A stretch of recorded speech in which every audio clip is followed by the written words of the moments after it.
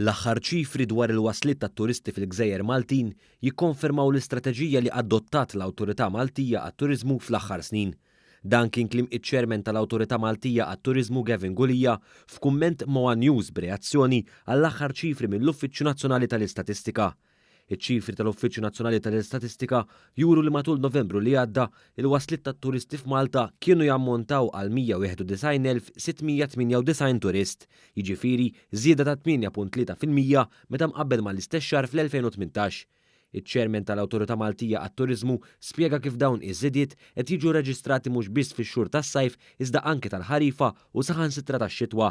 Għalli bekk qed tingħeleb l-isfida tal-istaġjonalità. Qed nirreġistraw dawn iż-żidiet mhux biss fis-sajf imma f'xhur li huma kkunsidrati tal-ħarifa jekk mhux tax-xitwa wkoll.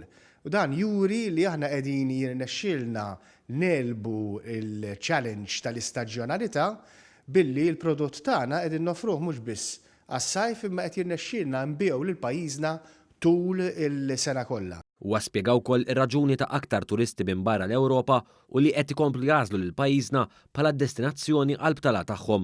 Minħabba li aħna investejna tajjeb ħafna f'hubs bħal pereżempju f'Istanbul permezz ta' Turkish Airlines, l-Emirates permezz ta' Dubai u riċentement bil-Qatar Airways minn Doha qed ikollna reach għall-Awstralja, qed ikollna reach għas-South Korea, qed ikollna reach għall-Ġappun, qed ikollna reach ikbar għaċ-Ċina. B'tali mod u manjera naturalment qed iżuruna turisti għall-ewwel darba minn dawn il-pajjiżi li mhumiex Ewropej. Spjega kif it-turisti ħallew fil-bwiet tal-Maltin u l-Awċin aktar minn 136 miljun euro li kienet tfisser żieda qawwija ta' 10.3% meta mqabbel mal-2018. L-ispiża, l-expenditure, hija ħaġa importanti ħafna u anki minn dik il-perspettiva qed jirnexxielna naslu riżultati pożittivi ħafna. Iċ-ċifri tal-Uffiċċju Nazzjonali tal-Istatistika juru wkoll li fl-ewwel 11-il xahar tas-sena il-waslet tat-turisti f'Malta qabżu 2,600,000 turist waqt li n-nefqa tagħhom f'Malta qabżet iż-2 biljun euro.